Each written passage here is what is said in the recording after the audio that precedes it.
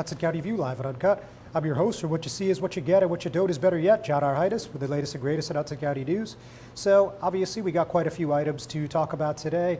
And for one thing, we have quite a few things happening in the Biosquare City. And the one that got a lot of attention over this holiday weekend was that the St. Patrick's Day parade or celebration, depending who you ask, will be returning on March 4th.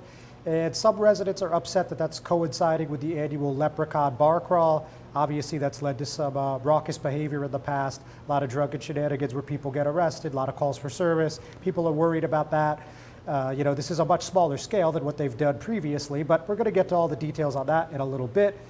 We're also going to talk a little bit on still talking about pedestrian and traffic safety in Jersey City. Still a couple hit and run and other vehicular traffic incidents that happened in the past week, so we're going to chat a little bit about that. Also going to talk a bit about the latest Hoboken City Council meeting. We had that Union Dry Dock lease, and we also had that contract to build the Maritime Park, so we want to touch on that a little bit. And you guys obviously are familiar with the fact that last week my guest was Hudson County Commissioner Anthony Stick Romano. Today we have his opponent, Hudson County Commissioner candidate Ron Bautista. So all that and a little bit more right after we get back with a word from our sponsors. Jersey City Ford certified parts and service located at Route 440 and Communipaw Ave is your #1 source for Ford and Lincoln automotive needs. We use certified Ford Motorcraft products to keep your Ford running in top shape. Motorcraft parts are backed with the Ford warranty, which includes a 2-year unlimited mileage guarantee. Our team will have the right Motorcraft part to ensure the best performance from your Ford or Lincoln. You can order in person at the parts counter or online. Let us help keep your Ford or Lincoln in the best shape at Stevens Jersey City Ford. Burns Brothers Memorials, Monuments, and Markers, 787 Tunley Avenue, Jersey City. Hudson County's only monument maker, serving all faiths and cemeteries. Design, studio, and large inventory on site. Cemetery inscriptions and custom orders welcome. Burns Brothers Memorials, Monuments, and Markers, 787 Tunley Avenue, just south of Secaucus Road. Craftsmanship that will last for all eternity. Burns Brothers, Jersey City, Albert H. Hopper, North Arlington. Visit us on the net. Consumer Carpets, 3408 Kennedy Boulevard in the Jersey City Heights, your one-stop store for residential and commercial floor treatments, carpeting, linoleum, tiles, laminates, hardwood floors, area rugs, remnants, all major brands, all in stock. Free estimates, same-day installation. Consumer Carpets, it's savings, selection, installation. Credit cards and debit cards accepted. Financing available. Consumer Carpets, price to fit your budget, installation to fit your schedule. On the net at consumercarpets.com. Consumer Carpets, Jersey City, 201-792-2712. Hudson County View live and uncut. John Heinis, and as I just mentioned a few moments ago, today I'm joined with Hudson County Commissioner candidate Ron Bautista. Ron, thanks for coming in. Thank you for having me, John. You're very welcome. So, Ron, look, obviously you've been very politically active in the past few years. I think this is your 5th election in, 6.5 years, give or take, something like that. So, obviously you haven't got the result that you wanted yet, but you've chosen to pick a rematch with Anthony Romano. Why did you want to give this another shot? Well, just to put things into perspective, I went from 1% of the vote to 40% of the vote in the first 4 years as a U.S. citizen. So, that really means a high growth. It showed really the consistency, the commitment, and I always take in politics really as my way to give back to the community. The reason why I'm running for office against Romano really is that he has shown us his values, right? He doesn't care about the science with pedestrian safety. He doesn't care about immigrants, right? And a lot of immigrant families are mixed status families, and he renewed the contract more than twice, I think 3 times, with the county jail and ICE.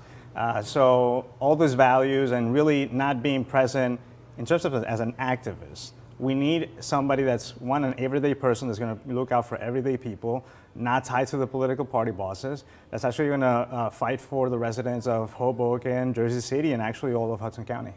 Okay, point taken. So now let's talk a little bit about what's actually happening in the county right now. So Hoboken is in an interesting predicament, right? So they have this formula that's a lot of people think is a bit archaic, but whatever the case may be, you usually see like 3 to 5 years of increases, and then you see 3 to 5 years of decreases in terms of taxes, right? Mm-hmm. So the past couple years, Hoboken's got a bit of a break, like maybe a 1 to 2% tax decrease. I don't know what it looks like this year yet, to be honest. But what do you think about, like, in terms of fiscal responsibility and how you would approach this budget if elected? For the county commissioners, I would approach it in terms of figuring out where the waste in the budget comes from as well. I mean, even in the county schools of technology, you had a superintendent that got $1 million when he retired, and he's still the superintendent from what I understand, and he's still getting high pay salaries. I think it has to be more about focusing on where the money is going to have the biggest impact. Are we funding our housing, right? Providing affordability in nonprofit apartment units the same way that we have a trust fund for parks, right? We need to be able to prioritize this. We have people who are number 5,000 in the waiting list for senior housing in Hoboken. We need to be able to provide some of these. So it has to be a balance between what's the higher impact. The county has been able to manage its finances pretty well, but it's also about making sure that people know where their money is going. Right now, I've been doing phone calls for a few months now, and voters don't know what the county government does, what the county commissioner does, and that's exactly what the problem is. We have to let people know where the tax dollars are going and how that's impacting them. And people in Hoboken and Jersey City, they don't see it. Okay. So now, to that point, when people think, even the people that pay attention, right, they typically think the county government does roads, they do, public property, they do the schools, as you mentioned, and, they really don't know the nuts and bolts. So how would you work affordable housing into something on the agenda or, something, in a legislative fashion that could actually have an impact on residents? Well, first also, I am running together with Elena Little, who's running for county executive. So we're pushing for that, for the executive seat as well. There is a policy called Community Land Trust that we've been working and talking about for the past few years. We're basically saying the same thing. It's like the same way that we're funding a trust fund for parks, let's do a trust fund for community land trust that provides more nonprofit apartment units in the county. These are regional issues, right? And just like homelessness, that is a regional issue. It cannot be just tackled by funding the shelters, because shelters is not homes. And also providing more support, like social workers. We finally, after years of advocacy, got social workers in Hoboken for the city of Hoboken. But the city of Hoboken cannot take on all the resources that are needed to tackle a regional issue. So that's where the county has to step in and step up. And that's what I will be working from the legislative side as a county commissioner. Okay. So now that's part of a bigger issue too about infrastructure, right? Like I know when Elena was on, she talked about rapid bus transit and things like that. I mean, look, it's a bit of a tricky issue because you have NJ Transit, you have the county, you have the municipalities, and to some extent, sometimes you even have the Port Authority. So it's choppy waters to navigate. How would you be able to take that on in any way, shape, or form? So for bus rapid transit, is not it's something that hasn't been invented here. It has been done all around the world, and in places that have less resources than what we have here in Hudson County. I have spoken to engineers at NJ Transit when they have their open conversations with the community, and I would ask them about that. And really, the only impediment that they see is the political will of the county government, because those are the county roads. Because the cost is not the issue. They would love if the buses would be able to run on time and not hit traffic. And our roads are wide enough that they are allowed to do a soft kind of bus lane, the same similar that we have on 14th Street in New York City. You have bus lanes that are still accessible because you need also access for emergency vehicles and also in case you have to pick up and drop off in certain areas. But the cost won't be a big issue. I don't think the coordination will be a big issue. I think we need that first to push that policy and start getting the people to sit at the table and make it happen. Because this conversation has been going on for a long time, but we need the political will to make it happen. All right, thank you, Rod. Thank you, ladies and gentlemen. Don't go anywhere yet. We're just going to take a quick break. We'll be right back. Good Friend Self-Storage in North Bergen, New Jersey is a fully climate-controlled facility equipped with state-of-the-art security, packing supplies, a Refer a Friend program, and multiple loading docks convenient for commercial use. Located just off of Route 3 at 4301 Tunnelly Avenue, Route 1 and 9. Call 201-867-2444 or visit us on the web today. Good Friend Self-Storage. Let us be your good friend. Panapinto Properties, Jersey City, shaping the workplace with state-of-the-art office spaces and addresses your company desires. Building residences that define your home environment, adjacent to all modes of transportation with on-site parking available. The right address, the right lease. Call 201-521-9000 or visit online at panapintodevelopment.com. Panapitcho Properties, building Jersey City for everyone. Newport, the luxury waterfront community on the Hudson River, offers a quality of life you deserve in one of our many high-rise towers. With amenities such as the on-site Newport Path, light rail, Newport Town Square, 3 playgrounds, dog run, upscale restaurants, retail giants like Kohl's, JCPenney, Macy's, and Target. Morton Williams and Acme Supermarket are just outside your front door. A health and fitness center, skating rink, and medical facilities are also on site. Enjoy the New York skyline from our waterfront and various parks. Manhattan is just one pass stop away, or quick ride through the Holland Tunnel. Nursery and private elementary schools all on site. 12-screen movie theater at the Newport Center Mall. Looking to visit? Stay at the Westin or Marriott Hotel. For more information, visit us at newportnj.com. Make lasting memories to cherish forever. It's incredible. It's you, Newport. Live like you want. Hudson County View live and uncut. Chad Heinis, and I'm still here with Hudson County Commissioner candidate Rod Bautista. So Rod, let's talk a little bit. Obviously, I've seen you at the past couple Jersey City Council meetings, and I know you've been going for a few months now, and the big issue is what's happening with what people are calling illegal rent increases at Portside Towers and some other buildings too. I think 70 Green was among them as well. Now, we know that Commissioner Romano has written a letter to the council and the city about this, asking them to enforce what's on the books. And I know you were doing that even prior to the letter coming out. So just tell me where you stand and how you think that this issue could be resolved. Yeah, no, and I actually made a video in December with the backdrop of Hudson County View article about it. Yes, yes. And then I wrote an op-ed. So it's been a lot of activism. I think that, and as I mentioned in the city council meeting, there's a big difference between a gesture and a commitment. And a commitment doesn't just show with words and on a pen and paper. It also comes with the political pressure, and I think that's what has been missing also in the commissioner's seat, is that advocacy side. The fact that he was in your show and he was saying, well, that's not my competency, that's something that the city has to deal with. But then he also said, oh, but I had to go and advocate for the people that he had just found out that he represented, although the redistricting happened a year ago. It just shows the need for the voices of activists to be amplified by an elected official.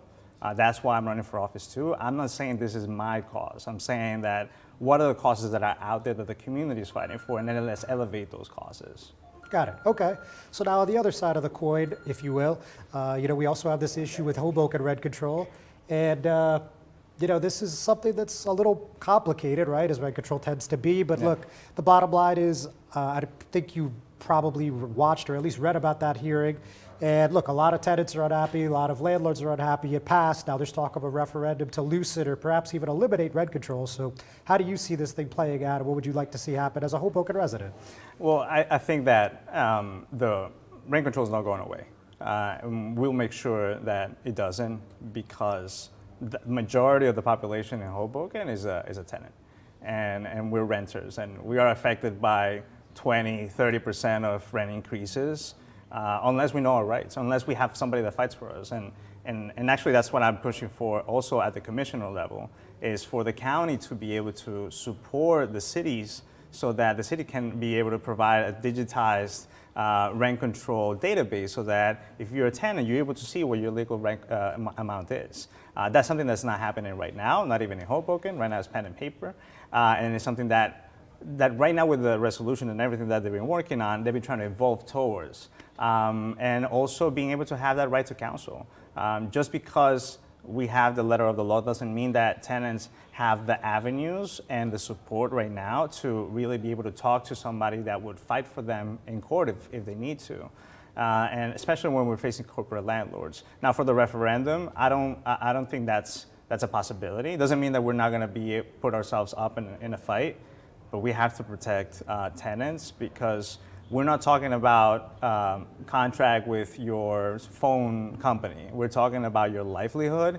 It takes money also to move out of a place. So it's not even just, hey, you just move out. It's also the proximity of where you work, it's the schools where your kids go, it's where you want to grow up also and establish a community. All these components come into play, and I'm personally willing to put up a fight if that comes up. All right. Well said. So now, on the political spectrum again, people tell me, things about the county government all the time, and one of them is that, my commissioner doesn't do X, Y, or Z. But look, despite that, and you've heard it too, I'm sure, Commissioner Amato's been up for election 4 times, pretty sure this would be the 5th, and he's won every time. Why do you think this will be different? I mean, he's got the HCDO support, he'll have more money, he has name ID. Why do you think this is the time that you'll flip the seat? Well, because I also have more name ID than I did in the past. So just by running for office, like I said, I went up to 40% of the vote, and that was last time when I ran against him. And I ran off the line, no party support. And because I've been able to consistently be involved and committed to the community, that name recognition comes along with a brand. With people know what I'm about, and it's not just about waiting for them to know what I'm about. It's also about me doing their outreach. I started earlier also because, just like an everyday person, I have a full-time job, right? Unlike the current commissioner. Who's double dipping and triple dipping on different offices and jobs. So I had to do the work after office hours on the weekends, and people see that. People see that we need somebody that's not really connected with the political machine and is looking after us. Also, a big example is Craig Guy just has now using our tax dollars. I don't know if you saw the ad on Twitter, showing himself. From the county's, government's Twitter account, going to door, doing some rental support and talking to people about the vouchers. That's actually something that's so wrong in so many levels. I wonder if there's a legal aspect to it as well. But a chief of staff usually doesn't show up in an ad for the local government, especially when he calls out, contact the chief of staff, Craig Guy. So those are big issues. Those are issues that people notice. People want change, and that's what we're working towards.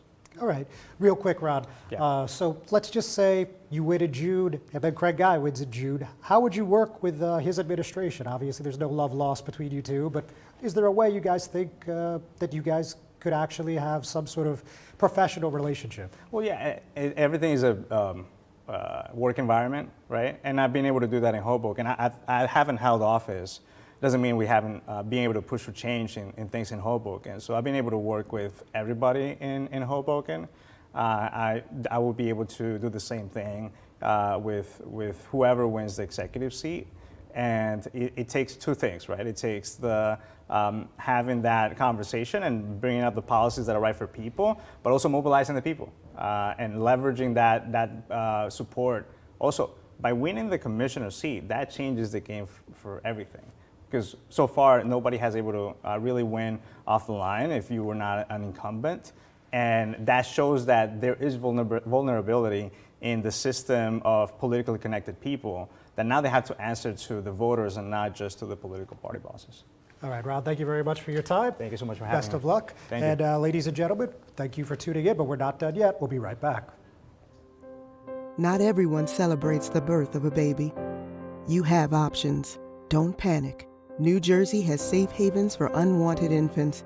Leave the baby with staff at any hospital, ER, police or fire station, or rescue squad. Call the number on your screen for safe haven locations or go to www.njsafehaven.org. No shame, no blame, no names. Safe Haven.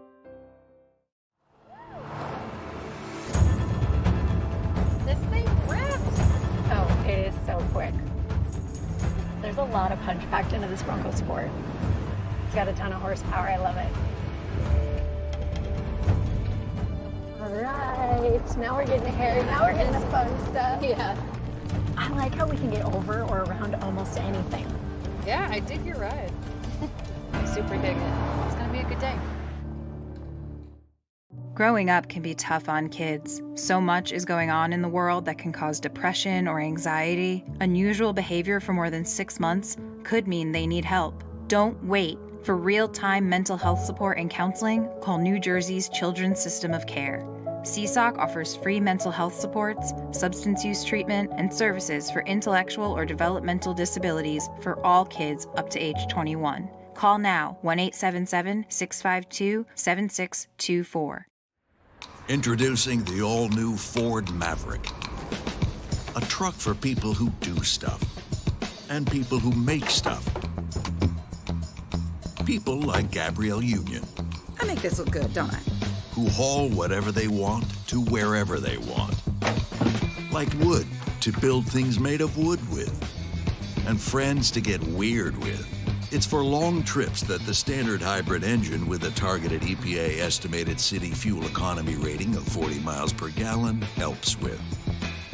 That an 8-inch touchscreen connects with. And any trip that this interior makes more comfortable. But we'll let Gabrielle tell you all about it. Or I could just tell them it's a Ford truck that starts at less than $20,000 MSRP. Yep, that works too. The all-new Ford Maverick, built to defy expectations.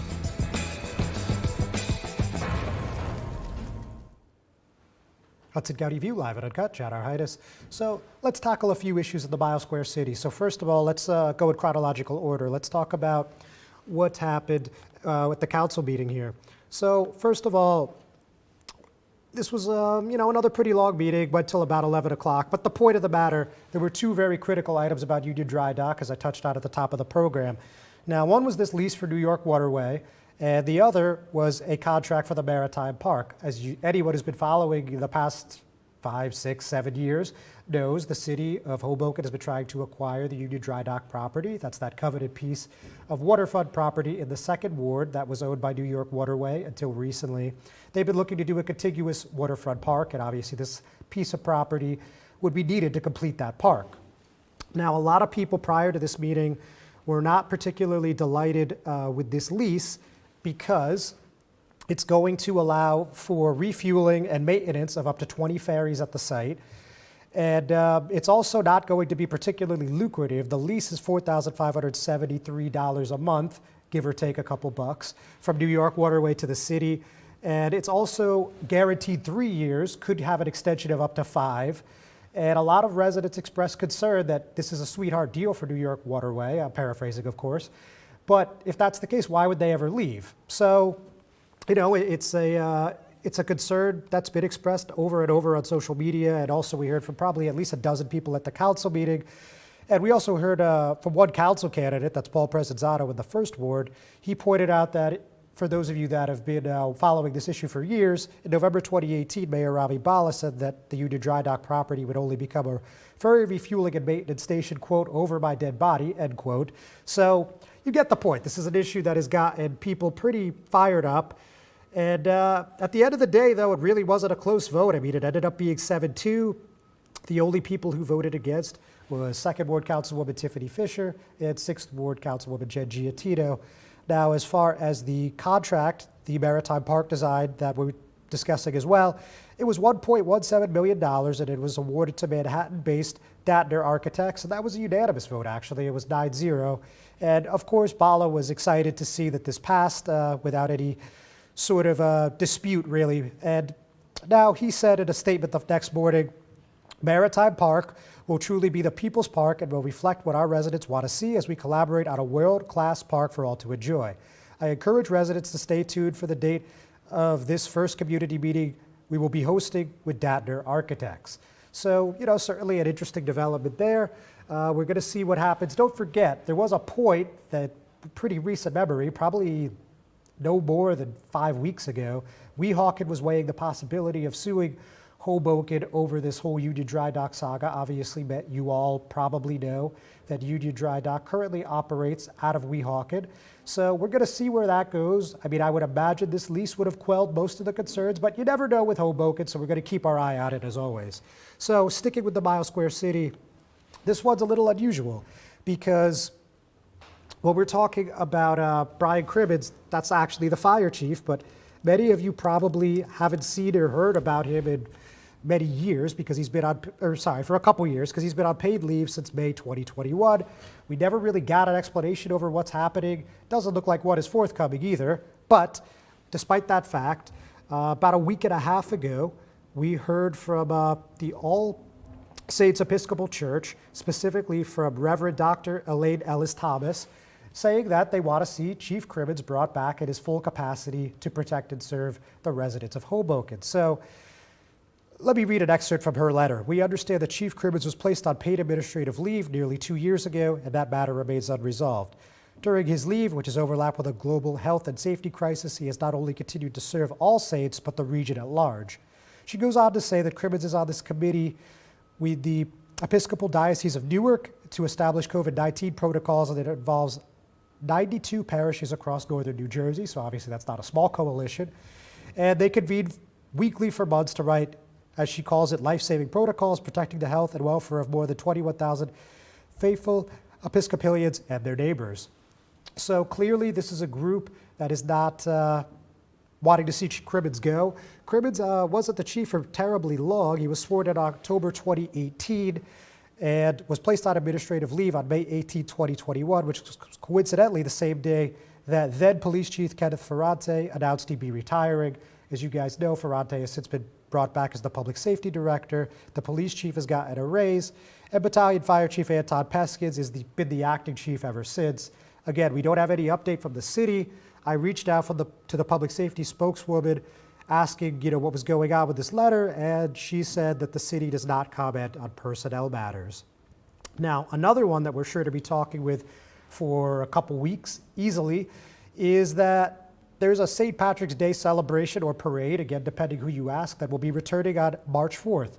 So the last time there was any sort of St. Patty's celebration, at least a formal one in Hoboken, was 2011, and it ended up being canned because there was just too much chaos. I mean, there were arrests, ranging from anything from public intoxication to drunk driving to street fighting. The list goes on. I mean, it just didn't work out particularly well. But they're going to try again here, courtesy of the Hoboken Business Alliance. They did a poll in November, and Executive Director Roxanne Early said that 78% of residents, or respondents, I should say, said that they wanted the parade or the celebration to return.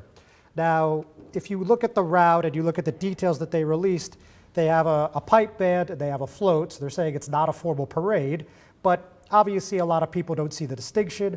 I'm sure the Hoboken Police Department and Public Safety is going to be on top of this, and we're going to watch it very closely. We're almost done, but not quite. We're going to take one more break. We'll be right back. 150 around front, please. We designed the F-150 to be tough. And we delivered on towing and payload like you'd expect. We also made it smart, starting with an available hybrid powertrain. This engine also allows you to use your truck as a high wattage generator. It's the kind of capability that a truck owner's really never had before.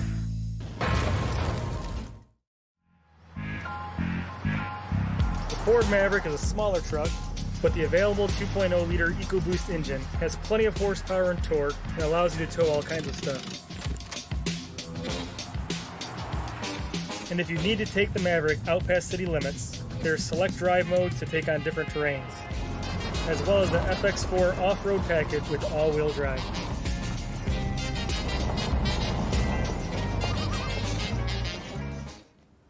Hudson County View live at Uncut, John R. Heinis. So we actually saw U.S. Rep. Bill Pascrell, or I guess specifically my colleague Daniel Aloa saw Bill Pascrell, but the representative in the 9th District had quite a few interesting comments when we saw him in Secaucus. So at that event, just to give some context, he announced that there'd be $950,000 in federal funds going towards a new senior center, which, obviously a lot of town officials were happy about. But we talked to him afterwards, and he wanted to touch on some national issues. And one involved this Georgia grand jury over the 2020 election and then President Donald Trump. And another was that, as he calls him, the clown from Long Island, George Santos, who is also, of course, in the U.S.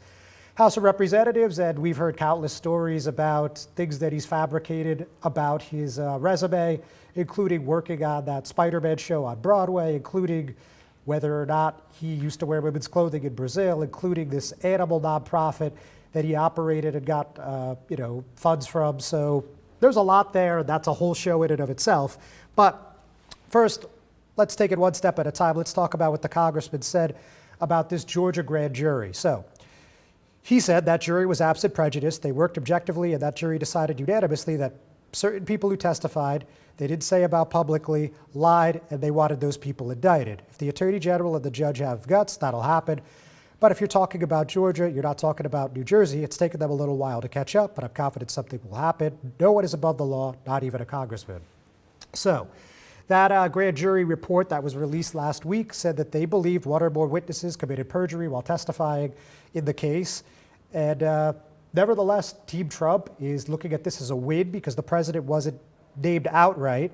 And a campaign spokesman, Stephen Chung, posted a statement online that said, in part, the long-awaited important sections of the Georgia report, which do not even mention President Trump's name, have nothing to do with the president because President Trump did absolutely nothing wrong. And you guys may have seen Trump on Truth Social claim that he got total exoneration from the grand jury, who he thanked for their participation in the democratic process. Now, as far as Santos goes, Pasquale said, I don't think he's ever told the truth in his life. And specifically, you see this clown from Long Island. I'm not calling him a clown behind his back. I call him a clown to his face.